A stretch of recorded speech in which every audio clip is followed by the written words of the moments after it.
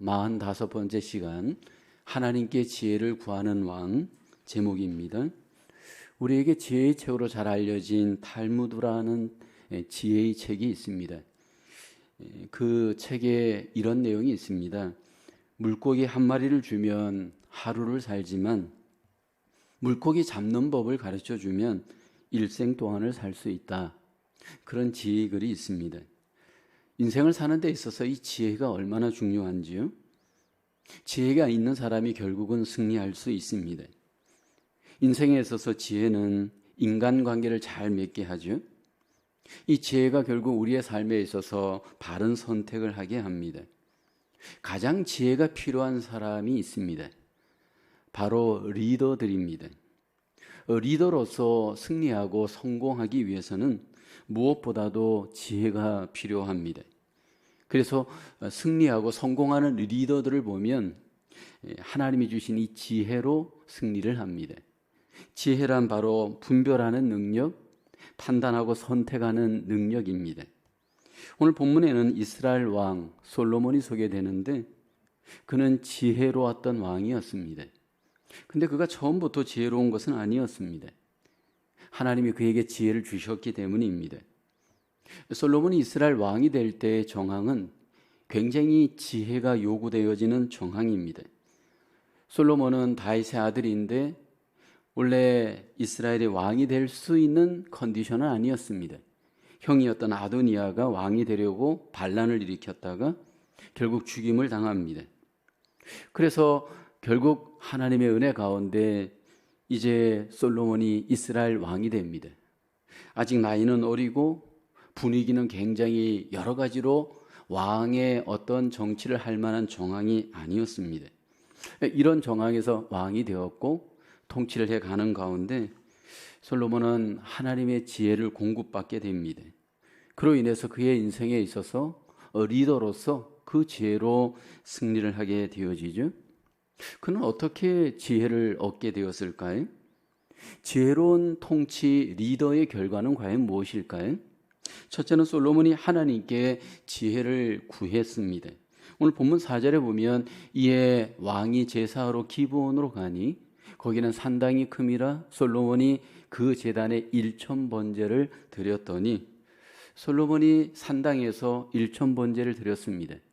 아직 성전이 완성되기 전 상황에서 산당에서 하나님께 1000번제를 드렸습니다. 여기 번제라고 하는 제사는 레위기에 보면 짐승을 태워서 드리는 제사입니다. 가축 중에서 소나 양이나 이런 산 짐승들을 이제 가죽을 벗기고 그리고 그 모든 그 가축의 각을 뜨게 합니다. 그리고 난 뒤에 깨끗이 물로 씻어서 그리고 불로 그 고기를 태워서 연기로 냄새로 하나님께 제사를 드리게 되어지죠. 근데 여기 솔로몬이 1000번제를 드렸습니다. 여기 1000번제란 어떤 숫자의 1000번제인가 재물의 1000번제인가 두 가지를 놓고 해석이 갈라집니다. 근데 오늘 이 본문을 보면 다른 번역본을 보면 솔로몬이 1000마리의 번제물을 드렸다. 그렇게 번역되어져 있습니다. 영어 성경에도 보면 숫자이기보다는 제물의 수가 1000마리인 것으로 소개가 되어집니다. 그러니까 1000번의 제사를 드린 것이 아니고 숫자적으로 1000마리의 제물을 드리는 번제의 제사를 하나님께 드린 겁니다. 이제 하나님 앞에 이렇게 1000마리나 되는 그 많은 번제물들을 동원하여 하나님 앞에 제사를 드린 목적은 무엇일까요? 왜 이렇게 솔로몬은 많은 그 짐승들을 번제물로 드리며 제사했을까요? 오늘 본문 3절을 보면 그 이유가 소개되죠. 솔로몬이 여호와를 사랑하고 그랬습니다. 하나님을 사랑하는 것이 목적이었습니다. 1000마리의 번제물을 태워서 하나님 앞에 제사를 드렸던 그의 동기는 하나님을 사랑하였기 때문입니다. 근데 여러분 생각해 보십시오. 1000마리의 제물을 번제로 제사를 드리기 위해서는 굉장히 이것이 정성이 요구됩니다. 왜냐하면 사실 번제에 드리는 제물을 하루에 최대한 잡아봤자 10마리 이상 잡기가 어려운 그 당시의 정황이었습니다. 왜냐하면 다른 제사도 드려야 되고 그리고 시설이나 모든 것들이 한계가 있기 때문입니다. 그러니까 굉장히 어떻게 보면 이렇게 10마리 뭐 15마리씩 계산을 해서 1000마리의 번제물을 드리기까지는 시간이 굉장히 요구가 되었을 겁니다. 그리고 이 번제를 드릴 때 솔로몬이 그냥 왕궁에 있지는 못하였을 겁니다. 왜냐하면 자신이 번제의 주창자이기 때문에 참여하여서 같이 이 부분에 뭔가 마음을 들여야 했을 겁니다. 이렇게 해서 하나님 앞에 1000번제를 드리는 것은 사랑의 동기, 그 마음속에 하나님을 향한 믿음의 동기로 그는 번제를 드리게 되어집니다. 하나님께서 이러한 솔로몬의 마음을 보셨습니다. 이렇게 번제를 드릴 때 5절에 보면 하나님이 나타나죠. 기브온에서 밤에 여호와께서 솔로몬의 꿈에 나타나시니라. 하나님이 이르시되 내가 내게 무엇을 줄고 너는 구하라. 하나님이 솔로몬에게 나타나셔서 이제 솔로몬에게 무엇을 구하는지 말씀을 합니다. 하나님이 이미 솔로몬의 마음을 아십니다. 그럼에도 불구하고 솔로몬에게 무엇을 구하는지 묻고 솔로몬에게 기회를 줍니다. 하나님께서 솔로몬에게 나타났던 시점을 우리가 주목해 볼 필요가 있습니다. 1000번제를 다 드리고 난 뒤에 하나님께서 솔로몬에게 나타났죠. 솔로몬의 마음이 충분히 하나님께 전달되어지고 난 뒤 하나님이 솔로몬에게 임재하셨습니다. 우리가 하나님과 관계를 맺을 때 하나님이 우리에게 가장 보시는 것은 우리의 마음입니다. 우리가 예배의 형식도 중요하고 뭐 여러 가지 어떤 외적인 형식이 물론 필요하지만 그 모든 외적인 형식은 마음을 담는 그릇에 불과합니다. 가장 보시는 것은 그 그릇 안에 음식이 중요한 것처럼 하나님이 가장 우리에게 보시는 것은 과연 나를 인격적으로 대하는가? 정말 나를 사랑하는가? 정말 나를 믿는가? 하나님은 우리의 마음, 우리의 중심을 보시고 그리고 그 마음을 하나님께서 확인할 때 임재하셔서 하나님을 계시하십니다. 이제 솔로몬이 그 하나님께 지혜를 구하죠. 구절을 볼까요? 솔로몬이 누가 주의 이 많은 백성을 재판할 수 있사오리까? 듣는 마음을 종에게 주사 주의 백성을 재판하여 선악을 분별하게 하옵소서. 솔로몬이 하나님께 선악을 분별할 수 있도록 지혜를 주옵소서. 10절에 하나님이 이 솔로몬의 모습을 보았습니다. 솔로몬이 이것을 구하며 그 말씀이 주의 마음에 든지라 말씀을 하죠. 하나님이 솔로몬이 구하는 그 마음을 아셨고 그 구하는 내용이 너무 마음에 들었습니다. 12절을 보면 내가 내 말대로 하여 내게 지혜롭고 총명한 마음을 주노니 내 앞에도 너와 같은 자가 없었거니와 내 뒤에도 너와 같은 자가 일어남이 없으리라. 구하는 지혜와 총명을 하나님이 솔로몬에게 선물로 주십니다.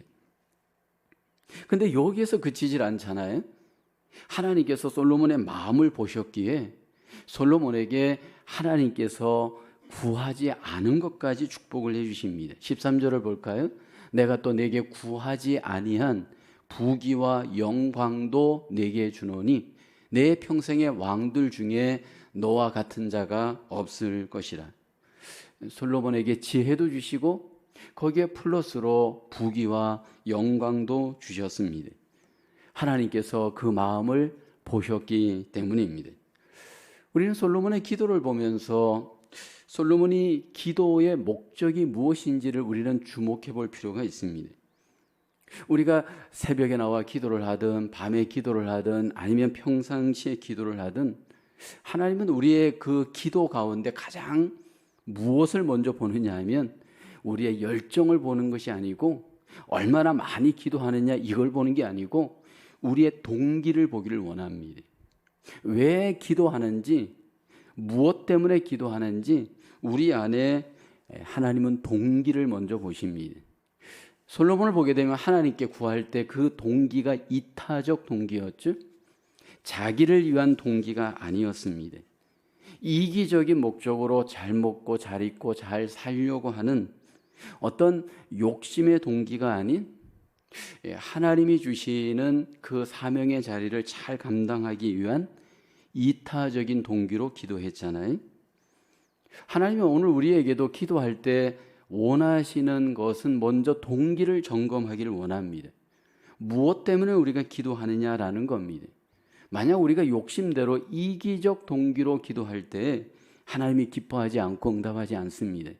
야고보서 4장 2절 3절에 너희는 욕심을 내어도 얻지 못하며 살인하며 시기하여도 능히 취하지 못함으로 다투고 싸우는도다. 너희가 얻지 못하면 구하지 아니하기 때문이요. 3절을 보면 구하여도 받지 못함은 정욕으로 쓰려고 잘못 구하기 때문이라. 하나님은 오늘 우리에게 주시기를 원하는데 왜 우리가 그것을 원하는지 동기를 보십니다. 특별히 우리가 이타적인 동기를 갖고 하나님 앞에 구하기를 원하고요. 하나님 우리가 지혜를 구할 때 지혜를 주시는데 그 지혜가 가정과 이웃과 교회와 하나님의 나라를 이루어가는 이타적인 동기로 사용되어질 때 하나님이 여전히 우리에게 지혜도 주시는 줄로 믿습니다. 여러분에게 던지는 첫 번째 퀘스천입니다. 지금 당신의 삶에서 하나님의 지혜가 필요한 인간관계는 무엇입니까? 그 이유는 무엇입니까? 인간관계에 있어서 지혜가 제일 중요하죠. 인간관계에서 우리에게 지혜가 있다면 인간관계를 잘 할 수 있을 겁니다. 하나님의 지혜가 왜 우리에게 필요할까요? 우리의 인간관계에서 하나님의 지혜가 필요한 이유는 하나님께 영광이 될 수가 있고 하나님의 나라를 세울 수 있고 하나님의 뜻을 이룰 수 있기 때문일 겁니다. 근데 그렇게 해서 우리가 정말 인간관계가 잘 이루어지면 모든 것들이 다 순적하게 되어져 하나님도 기쁘고 우리도 기쁠 수 있기 때문일 겁니다. 우리의 삶 속에 지혜를 통한 우리의 인간관계가 하나님 앞에 영광이 되고 뜻을 이룰 수 있는 그 은혜가 우리에게 적용되어질 수 있기를 주님의 이름으로 축복합니다. 두 번째로 솔로몬이 지혜롭게 통치했습니다. 열왕기상 3장 28절 이제 두 여자의 한 아기를 두고 아기하는 내용이 소개되어지고 이렇게 결론이 납니다. 온 이스라엘이 왕이 심리하여 판결함을 듣고 왕을 두려워하였으니 이는 하나님의 지혜가 그의 속에 있어 판결함을 봄이더라. 그 하나님의 지혜가 솔로몬에게 적용되었고 적용됨으로 인하여서 놀라운 통치가 이루어졌습니다. 어느 날 솔로몬에게 두 여자가 한 아기를 데리고 와서 각각 자기의 아기라 주장하죠. 둘 중에 한 사람은 거짓말을 하는 것입니다. 과연 누가 거짓말을 하는 것일까요? 이것을 알아내는 것이 지금 솔로몬에게 주어진 과제입니다. 여러분, 사람들은 이 세상에서 거짓말을 합니다. 왜 거짓말을 하는 걸까? 오늘 본문에 보면 두 여자가 한 아기를 두고 서로 자기 아기라 거짓말하는 그 이유는 뭘까요? 이기심 때문이죠. 자기의 욕심을 채우기 위한 이기심이 이렇게 거짓말을 낳게 합니다. 남의 것도 내 것으로 결국 채우려고 하는 그 욕심이 지금 거짓말을 하게 되어지죠. 사실 이 두 여자의 이야기, 그 여자 중에 거짓말하는 이 여자의 인생의 문제는 오늘 우리의 문제일 수도 있습니다. 하나님은 우리가 이미 거짓말하는 존재로 태어난 걸 알고 계시기 때문에 그 거짓말하는 사람을 다스리는 리더에게는 거짓 지혜가 아닌 참 지혜가 필요한 것을 하나님은 잘 아십니다. 그리고 우리에게 거짓말하지 않기를 원하고 거짓말을 잘 다루기를 원하죠. 10계명 중에서 제 9계명도 거짓말하지 말라는 거 아닙니까? 사실 이 거짓말, 거짓 지혜의 배후는 우리가 잘 알듯이 악한 영입니다. 참 지혜자이신 하나님을 대적하는 악한 영 마귀로부터 거짓말이 왔습니다. 요한복음 8장 44절에 주님께서 이렇게 경계하죠. 너희는 너희 아비 마귀에게서 났으니 너희 아비의 욕심대로 너희도 행하고자 하느니라. 그는 처음부터 살인한 자요 진리가 그 속에 없으므로 진리에 서지 못하고 거짓을 말할 때마다 제 것으로 말하나니 이는 그가 거짓말쟁이요 거짓의 아비가 되었음이라 라고 하죠. 그 거짓의 아비의 지배를 받고 있는 사람들이 바로 이 세상의 사람들입니다. 우리 속에는 거짓의 본성이 있고 또 거짓의 영의 공격을 받고 우리 속에 이기심이 있고 이것이 서로 연합하여서 결국 우리는 거짓말할 수밖에 없는 존재입니다. 그래서 하나님은 우리가 거짓의 피해자가 되지 않기를 원합니다. 이 땅에 오셨던 예수님은 누구보다도 지혜로우셨고 거짓에 속지 않았습니다. 그리고 우리를 향해서 지혜롭게 되기를 원하시잖아요.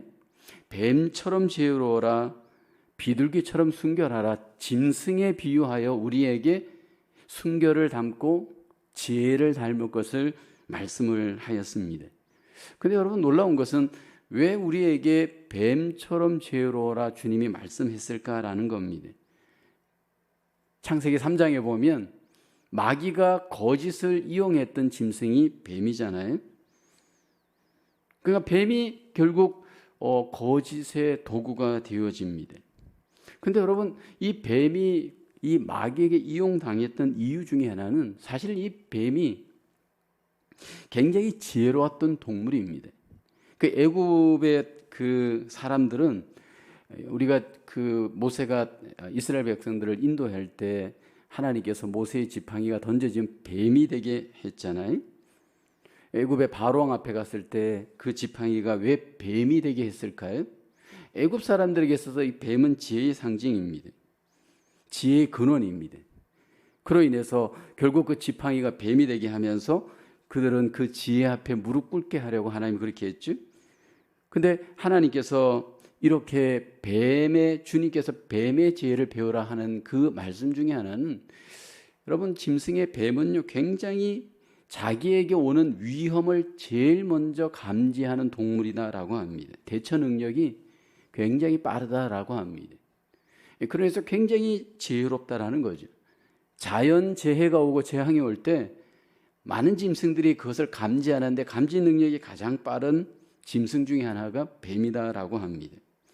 피해를 입지 않고 어떻게 이겨내야 될지 피하는 동물 뱀인데 주님께서 그러한 뱀의 죄를 이 세상에서 우리에게 배우라고 말씀을 하죠.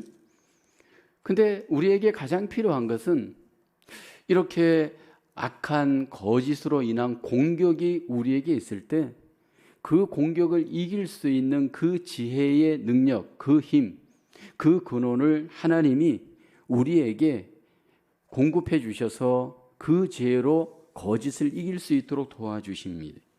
결국 여기 솔로몬이 하나님이 공급해 주신 지혜로 통찰력 있게 판단하여서 결국은 그 문제를 지혜롭게 해결해 내셨죠. 누가 진짜인지 누가 가짜인지 하나님의 지혜는 분별해 냅니다. 오늘 우리의 일터에서 우리의 삶에서 여전히 우리에게는 분별과 판단이 요구됩니다. 왜냐하면 너무나도 많이 속이기 때문입니다. 이 속이는 세상에서 속지 않고 지혜롭게 이길 수 있는 힘, 기도하면서 하나님께 그 지혜를 구해야 할 줄로 믿습니다. 그러면 하나님께서 우리에게 마음의 성령님을 통해서 누가 진짜이고 가짜인지를 어느 정도 보여주십니다. 그리고 그것을 판단할 수 있도록 우리를 인도해 주시는 줄로 믿습니다. 그래서 지혜롭게 솔로몬이 결국 거짓을 이기고 그 지혜로 나라를 다스림으로 하나님의 뜻을 이루어 갔습니다. 하나님은 우리의 진리가 보호되고 하나님의 뜻이 이 땅에서 아름답게 적용되기를 기뻐하십니다. 기도하면서 지혜를 구하여 내 삶이 지혜의 통치를 받는 저와 여러분 되어지기를 주님의 이름으로 축복합니다.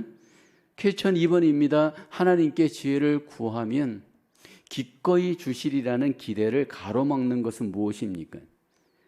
여러분 우리가 하나님께 지혜를 구하면 하나님이 나에게 지혜를 주신다라고 하는 확신이 우리에게 있나요? 아니면 그 체험을 우리는 경험하고 있나요? 많은 경우에 이렇게 하나님이 약속하였는데도 불구하고 이미 우리들 속에는 세상의 거짓 지혜, 그리고 마귀의 거짓 유혹들로 인해서 이 부분에 대해서 확신하지 못하고 사는 경우가 많습니다. 거짓말로 인생을 잘 살 수 있고, 거짓말해도 얼마든지 우리의 인생은 승리할 수 있다라고 하는 거짓 신화들이 여러분 우리에게 하나님 앞에 지혜를 구하는 방해가 되게 합니다.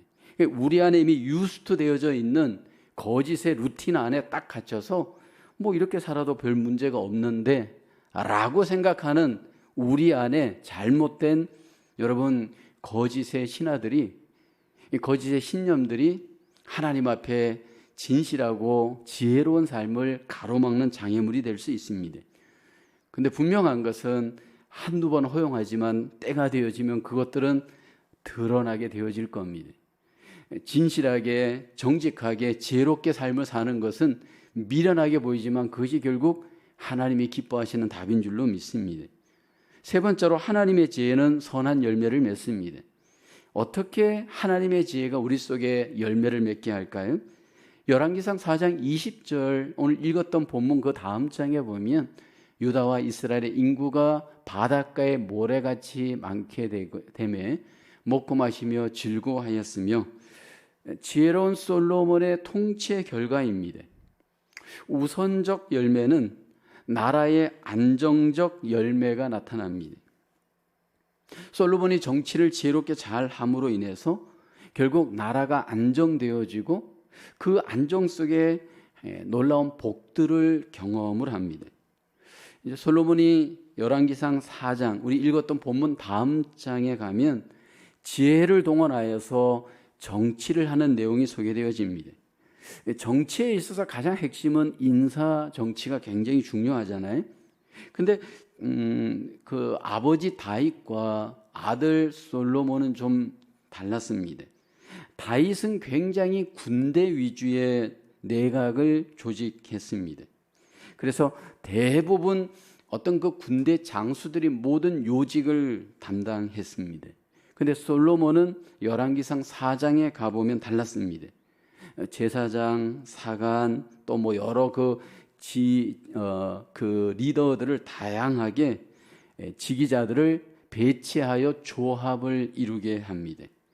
다윗은 전쟁 중심의 인사 정책을 펼쳤다면 솔로몬은 평화와 안정과 또 영적 중심의 인사 정책을 펼칩니다.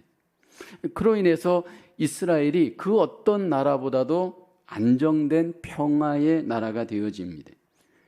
여러분 우리가 기억할 것은 이 사람이 하나님과 연결되어져 지혜로우면 그 지혜로운 사람이 있는 곳은 하나님의 통치가 나타나는데 평화로 나타납니다. 하나님과의 관계가 잘 된 사람의 특징 중에 하나는 평화가 있습니다. 그러니까 단적으로 한 가지만 딱 봐도 이 사람이 지금 하나님의 지혜가 있는 사람인가 아닌가는 그 사람의 모든 릴레이션십을 보면 압니다. 정말로 그 사람이 하나님과 관계가 되어져 지혜가 있는 사람은 릴레이션십이 좋을 수밖에 없습니다. 왜냐하면 하나님이 우리에게 허락한 지혜는 모든 것들이 질서 있게 하시고요, 모든 것들이 평화하게 하십니다. 그로 인해서 결국 지혜의 통치를 받는 사람은 지혜로운 인간관계를 맺음으로 땅에서 평화의 열매를 결국 맺습니다. 그래서 하나님이 주시는 이 평안이 솔로몬 시대에 누리게 되어지죠. 물론 뒤에 가서 솔로몬이 하나님과의 관계가 망가집니다. 마음이 하나님에게서 떠납니다. 그로 인해서 가장 먼저 이스라엘 속에 나타나는 것은 분쟁과 전쟁입니다. 결국 솔로몬 후반기에 가보면 남유다와 북이스라엘로 나라가 나뉘어지게 되어지잖아요. 그게 결국 하나님과의 관계가 깨지면서 인간관계도 깨지는 결과를 우리에게 보여줍니다. 결국 여기 솔로몬이 하나님의 통치를 받고 지혜가 있을 때에는 모든 것들이 원만하여 지혜롭게 안정되게 하나님이 그 복을 누리게 합니다. 사실 우리가 교회가 지금 하나님의 통치를 잘 받고 있고 가정이 하나님의 통치를 잘 받고 있는 가정이나 교회를 보면요, 모든 것들이 안정되고 평화롭습니다. 근데 하나님과의 관계가 깨어지고 지혜가 깨어지고 모든 것들이 깨어진 가운데 나타나는 가장 안타까운 결과는 뭐냐면 분쟁입니다. 싸움입니다. 다툼입니다. 그래서 우리의 삶 속에 모든 릴레이션십의 관계의 핵심은 하나님과의 관계이고 그 관계 속에서 하나님이 땅 속에서도 그 하나님의 복을 누리도록 통치하시는 열매를 맺게 하십니다. 또 하나는 하나님이 솔로몬 개인에게 지혜를 통한 열매를 맺게 하시죠. 열왕기상 4장 29절 30절을 볼까요? 하나님이 솔로몬에게 지혜와 총명을 심히 많이 주시고 또 넓은 마음을 주시되 바닷가의 모래같이 하시니라고 합니다. 하나님이 솔로몬에게 지혜와 총명을 많이 주셨고 여기 보면 넓은 마음도 많이 주었습니다. 여러분, 사람이 지혜로우면요, 마음이 넓어질 수밖에 없습니다. 지혜와 총명의 사람들을 보게 되면 수용하는 폭이 굉장히 넓습니다. 근데 마음이 좁은 사람들이 있습니다. 좁은 사람들은 결국 자기 지혜로 그 마음이 채워져 있기 때문입니다. 솔로몬이 넓은 마음, 지혜와 총명으로 그 마음이 와이드하였을 때 어떤 결과가 왔을까요? 열왕기상 4장 32절을 볼까요? 여기 그가 잠언 3,000가지를 말하였고 그의 노래는 1,005가지 편이며 그가 또 초목에 대하여 말하되 레바논의 백향목으로부터 담에 나는 우슬초에까지 하고 그가 또 짐승과 새와 기어다니는 것과 물고기에 대하여 말한지라. 솔로몬이 많은 노래를 지었고 여기 보면 많은 것들에 대해서 글을 썼다 말합니다. 성경 중에도 솔로몬이 하나님이 기록하게 한 성경이 있잖아요. 예를 들어서 잠언이나 전도서, 그죠? 이 솔로몬이 기록을 하였습니다. 그 내용을 보면 얼마나 여러분 우리에게 금원과 같이 지혜로운 글입니까? 전부 그것이 깨달음을 전제한 하나님이 주신 지혜의 말씀입니다. 그 지혜의 말씀을 보면 보이지 않는 것에 대한 깨달음들의 이야기입니다. 피조물들에 대한 깨달음의 이야기입니다.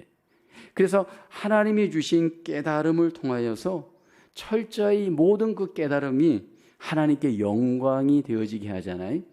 특별히 그 가운데는 인생에 대한 깨달음도 있잖아요. 전도서의 인생의 깨달음, 잠언서의 인생의 깨달음, 우리가 아마 읽어보았을 겁니다. 그 핵심이 뭘까요? 헛되고 헛되니 모든 것이 헛되도다. 그것이 솔로몬이 내린 인생에 대한 하나님이 주신 깨달음입니다. 왜 모든 것들이 헛된지 그 이유들이 전도서 잠언서에 보면 깨달음을 통해서 우리에게 잘 소개가 되어지고 있습니다. 세상의 모든 것들은 보여지는 것이 있고 보여지지 않는 것이 있습니다. 근데 지혜로운 사람은 보여지지 않는 것을 볼 수 있는 깨달음을 하나님이 갖게 하십니다. 특별히 하나님께서 우리에게 보여지지 않는 것 중에 보일 수 있는 깨달음으로 우리에게 주신 것 중에 대표적인 것이 예수 그리스도입니다. 여러분, 구약의 이 솔로몬은 신약에 오실 왕 되신 예수님, 지혜의 왕 되신 예수님을 보여주는 그림자입니다. 결국 솔로몬이 지혜로웠지만 그 지혜를 완성하시는 왕, 우리 인생의 지혜의 왕은 예수 그리스도이십니다. 왜냐하면 그분을 통해서 구원이 완성되어지고 그분을 통해서 하나님께로 갈 수 있기 때문입니다. 그분을 통해서만 결국 우리가 하나님 나라의 귀한 생명을 얻을 수 있기 때문입니다. 그래서 이 땅에서 아무리 우리가 깨닫고 깨달아도 인생은 인생일 뿐입니다. 그러나 예수 그리스도를 우리가 알고 믿고 깨닫게 될 때는 영원하신 하나님께 속한 그 놀라운 생명, 그 능력, 그 은혜를 우리가 누릴 수 있는 줄로 믿습니다. 우리가 이 땅에서 인생을 살아갈 때 하나님이 우리에게 주신 이 지혜는 우리의 삶을 이 땅에서 이기게 하는 능력이 되어집니다. 이 세상을 이길 수 있는 그 놀라운 지혜의 능력은 마귀를 이기고 죄악을 이기고 우리의 육신도 이겨낼 수 있는 하나님의 놀라운 능력이 되어지는 줄로 믿습니다. 예수 그리스도 그분을 바라보고 의지하고 그 능력을 공급받을 때 우리는 그 능력으로 이 세상 속에 지혜롭게 하나님의 뜻을 이루며 영광을 돌리는 승리의 삶을 살 수 있게 되어지는 줄로 믿습니다. 퀘스천 3번입니다. 어떻게 하면 삶 가운데서 하나님의 지혜를 더 알릴 수 있습니까? 하나님은 우리가 이 지혜를 통해 우리도 잘 살아야 되지만 이 지혜를 세상에 더 알리기를 원합니다. 영향력을 끼치기를 원합니다. 어떻게 하면 우리가 더 이 세상에 하나님의 지혜 더 알리는 삶을 살 수가 있을까요? 여러분, 결국 우리에게 하나님은 이 세상에서 정치, 경제, 사회, 문화 모든 부분에 이 하나님의 지혜로 말미암아 우리가 영향력 있는 리더가 되어져서 그래서 그 자리를 우리가 지키면서 영향력을 끼치는 쓰임받는 인생을 살기를 원합니다. 그것이 정치이든 사회이든 문화이든 어떤 분야이든 비즈니스를 하든 그 자리에서 지혜롭게 하나님은 우리가 하나님의 영광을 드러내는 영향력이 있고 쓰임받는 삶을 살기를 원합니다. 그래서 그리스도인들은 이 세상 가운데 하나님의 나라를 세워가고 하나님의 영광을 널리 드러내는 것이 하나님이 우리에게 원하시는 뜻이요 사명인 줄로 믿습니다. 나가는 이제 핵심 마지막 결론입니다. 솔로몬은 결국 궁극적으로 지혜의 근원자이신 예수님을 우리에게 알립니다. 예수님은 육신적으로 볼 때는 실패자입니다. 그러나 하나님의 지혜로 볼 때 예수님은 우리에게 궁극적인 지혜의 완성자가 되어지십니다. 그분으로 말미암아 우리는 이 땅에서 구원을 받고 구원받은 자로서 승리하고 죄악을 이기고 마귀를 이기고 영원한 천국에까지 갈 수 있는 놀라운 하나님의 능력이 우리에게 하나님이 공급해 주시는 은혜요 힘인 줄로 믿습니다.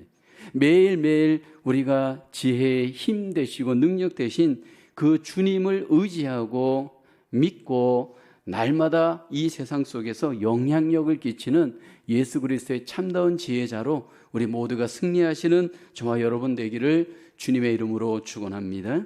기도하겠습니다. 하나님, 우리에게 궁극적인 하나님의 능력이요 지혜자이신 예수님을 마음에 믿게 하시고 이 땅에서 하나님의 지혜자로 살 수 있도록 축복해 주심을 감사합니다. 거짓의 세상, 하나님 속이는 세상에서 늘 주님으로 말미암아 능력 있는 믿음으로 지혜로운 믿음으로 세상을 이기는 저희들 되게 도와주시옵소서. 우리의 가정과 일터 가운데 하나님 지혜로 승리하게 도와주시고 영향력을 끼칠 수 있는 주의 백성 되게 하여 주시옵소서. 또 한 주간의 삶을 살아갈 때 어떤 환경에 있더라도 거짓에 속지 않게 하시고 믿음으로 지혜로 세상을 이기고 마귀를 이기고 죄악을 이기고 육신을 이기고 승리하는 복된 한 주간 되어질 수 있도록 은혜와 능력과 믿음을 덧입혀 주시옵소서. 하나님께서 온전히 영광을 받으시고 하나님의 놀라운 은혜로 인도해 주심을 믿사옵고 예수님의 이름으로 기도하옵나이다. 아멘.